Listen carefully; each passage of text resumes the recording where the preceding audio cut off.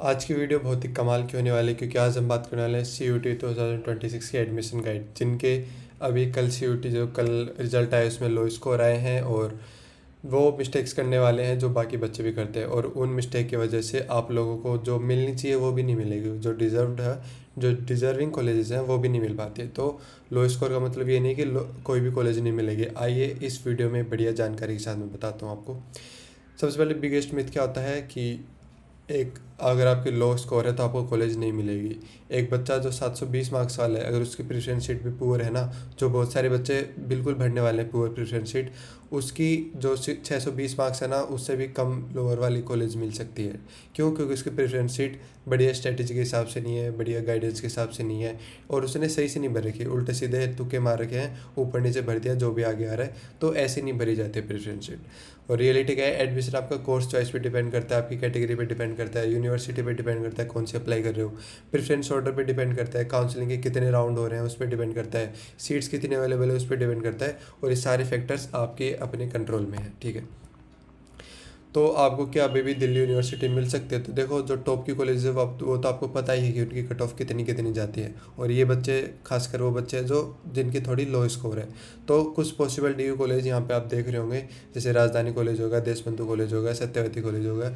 इन सारी कॉलेजेस में आपका जो नंबर है या फिर एडमिशन है वो हो सकता है। और जो ये थोड़ी सी ऊपर अप टीयर वाली कॉलेज, जैसे SRCC हो गया, हिंदू हो गया, हंसराज कॉलेज होगा, मिरांडा हाउस हो गया, ठीक है, तो ये थोड़ी सी कॉलेज है, इनकी कट ऑफ थोड़ी सी ऊपर जाती है। ठीक है, तो इनमें नहीं जाकर आप इन कॉलेजेस में आप अपनी प्रेफरेंस शीट में भर सकते हो। ठीक है, और ऐसे नहीं कि दिल्ली में ही करना है, दिल्ली के बाहर भी बहुत अच्छी अच्छी यूनिवर्सिटीज़ हैं, और ऐसी यूनिवर्सिटीज़ हैं जो लो रैंक जिनकी आती है बच्चों की, उनका भी एडमिशन हो जाए, जैसे बनारस हिंदू यूनिवर्सिटी।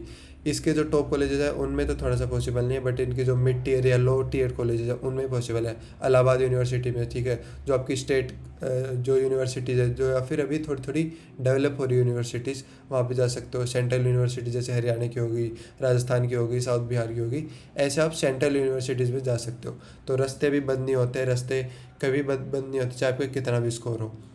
जो मेन थिंग है वो है आपकी कैसे आप स्ट्रेटेजिकली आप अपनी प्रेफरेंस शीट बना रहे हो। ठीक है, तो अपने आप को एक यूनिवर्सिटी तक लिमिट मत करो। ठीक है, जितने पॉसिबल हो सके वाइडली उतनी यूनिवर्सिटीज़ में अप्लाई करो, क्योंकि जो बच्चे हैं, जो टॉप के बच्चे हैं, उन्होंने तो ऑलरेडी कर दिया होगा। ठीक है, क्योंकि उनका तो पता है, उनको स्कोर अपना पता है, उन्होंने कट ऑफ देख ली। अब जो बेचारे लो स्कोर वाले हैं उनको थोड़ी सी दिक्कत हो रही है।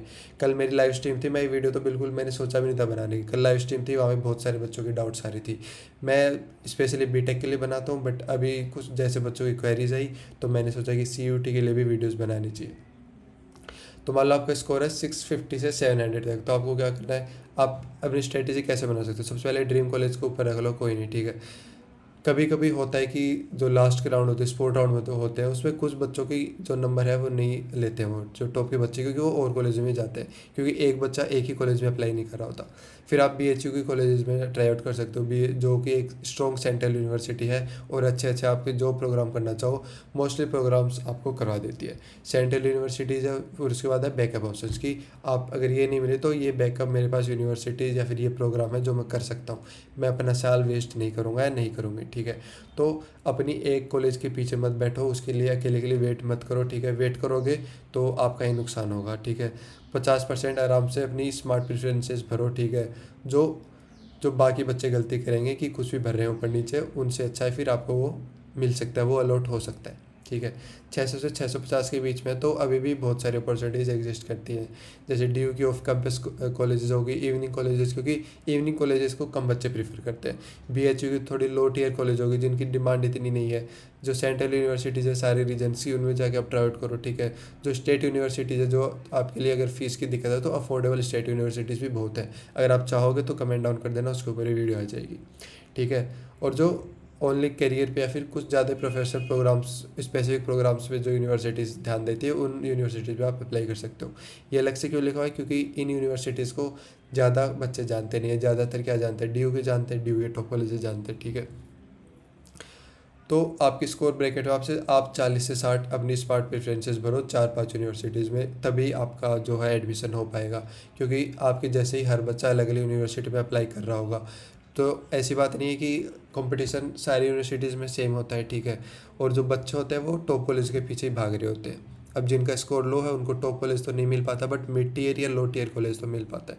ठीक है, तो अपना कोर्स वाइज अपनी रिसर्च करो, कट ऑफ्स निकालो। ठीक है, और रिसर्च वगैरह नहीं होती है तो उसके लिए बाद में आपके लिए सॉल्यूशन है। 600 से बिलो है तो सारी सेंट्रल यूनिवर्सिटीज़ में जितनी भी आप जा सकते हो अप्लाई कर सकते हो, उन सारी सेंट्रल यूनिवर्सिटीज़ में अप्लाई करो। अपनी स्टेट यूनिवर्सिटीज़ में अप्लाई करो, बाकी स्टेट यूनिवर्सिटीज़ में अप्लाई करो। कुछ और अगर फिर भी एंड तक नहीं मिले तो फिर आप प्राइवेट या फिर इमर्जिंग इंस्टीट्यूशन में जा सकते हो, जो प्राइवेट कोर्सेज करवाते हैं, जो प्राइवेट यूनिवर्सिटीज़ होती हैं, जो प्राइवेट कॉलेजेस होती हैं। और ऑल्टरनेट अपने करियर कोर्सेज देखो। ठीक है, कि प्रोफेशनल डिप्लोमा कर लो कहीं पे, या फिर कोई इंटीग्रेटेड प्रोग्राम कर लो जो डुअल डिग्री होती हैं। ठीक है, कुछ स्किल बेस्ड कोर्सेज कर लो। अगर आपको लग रहा है कि मेरी पूरी 1 साल वेस्ट होने ही वाली है, तो अपनी 1 साल को वेस्ट मत होने दो, कहीं ना कुछ तो पकड़ लो। ठीक है, कोई भी कोर्स पकड़ लो, कोई भी यूनिवर्सिटी पकड़ लो। अगर पैसे की ज़्यादा इश्यू नहीं है तो कोई भी प्राइवेट इंस्टीट्यूशन ज्वाइन कर लो। ठीक है, तो क्योंकि हर बार है ना आपका कंपटीशन इंक्रीज होता ही रहेगा, कभी कम नहीं होगा कंपटीशन आपके। चाहे CUET ले लो, चाहे CUET के अंदर जो भी कॉलेजेस हैं, चाहे DU के कॉलेजेस हैं, कहीं भी आप का जो कंपटीशन है वो डिक्रीज़ नहीं होने वाला, इंक्रीज़ ही होगा। तो बिगेस्ट रीज़न क्या है, रैंडम कॉलेज ऑर्डर डालते। मैंने स्टार्टिंग में कहा कि कोई भी कॉलेज ऑर्डर डाल दिया ऊपर नीचे बिना कुछ सोचे समझे, अपने फ्रेंड्स की प्रेफरेंस शीट कॉपी करना। ठीक है, बहुत ज़्यादा ही प्रेफरेंसेस होना। ठीक है, बहुत कम प्रेफरेंसेस, आई मीन कि 10-15 प्रेफरेंस डाल रहे हैं, जबकि आप 60 से ज़्यादा प्रेफरेंसेस को आप लीव कर रहे हो, आप प्रेफरेंसेस को छोड़ रहे हो। क्यों? क्योंकि आप वहाँ पे जाना नहीं चाहते, वो कॉलेजेस अच्छी नहीं है, ये है वो है। तो ये सारे बहाने हमें तब सोचने चाहिए थे जब अपनी कुछ ज़्यादा डिसेंट अपनी स्कोर हो। अब जो भी स्कोर मिला है उस हिसाब से जो कॉलेज मिल रहा है उन पे ही हम ध्यान देंगे। ठीक है, कोई कैटेगरी स्ट्रेटेजी नहीं है। मान लो कुछ जनरल बच्चे हैं वो EWS बनवा सकते हैं, लेकिन फिर भी EWS नहीं बनवा रहे। ठीक है, तो EWS और जनरल में भी बहुत ज़्यादा डिफरेंट कट ऑफ में देखने को मिल जाएगा। कुछ भी बैकअप प्लान नहीं करना। आप देख रहे हो कि हाँ ये कॉलेज तो पिछले साल कट ऑफ मैच कर रहा था, इस साल तो मिल ही जाएगा, और आप कुछ भी बैकअप प्लान नहीं कर रहे हो, तो ये सबसे बड़ी मिस्टेक है जो स्टूडेंट करता है। तो गुड प्रेफरेंस शीट कैसी दिखनी चाहिए आपकी? देखो, सबसे ऊपर तो आप अपनी ड्रीम कॉलेज डाल दो, चाहे मिल रही हो चाहे नहीं मिल रही हो, इट्स ओके। ड्रीम कॉलेज डाल दो, आपके जो कॉलेज है वो रैंक के हिसाब से मिलेगा। फिर अपनी टारगेट कॉलेज डालो, फिर सेफ कॉलेज डालो, फिर कुछ कैटेगरी का एडवांटेज अगर ले सकते हो, जैसे OBC हो गया, SC ST हो गया, या फिर PWD हो गया, या फिर आपका EWS हो गया, तो उसका एडवांटेज लो। मल्टीपल यूनिवर्सिटीज़ में आप अप्लाई करो, ये नहीं कि एक यूनिवर्सिटी में अप्लाई करो, आपको लग रहा है कि हाँ हो गया तो हो गया, वरना नहीं है, ऐसा नहीं। ठीक है, उसके बाद अलग अलग राउंड्स होते हैं, तो अलग अलग राउंड में अपग्रेड की अपॉर्चुनिटीज़ मिलती रहती हैं। क्या पता कोई बच्चा सीट छोड़ के चला गया तो उसकी सीट आपको मिल जाए। ठीक है, तो और कोर्सेज ऐसे लो कि आपको, अगर आप अल्टरनेटिव कोर्सेज ले रहे हो तो ये नहीं कि कुछ भी अल्टरनेटिव कोर्सेज लो, जो आपकी करियर गोल्स के ऊपर अलाइन कर रहे हैं सिर्फ वही आप लो।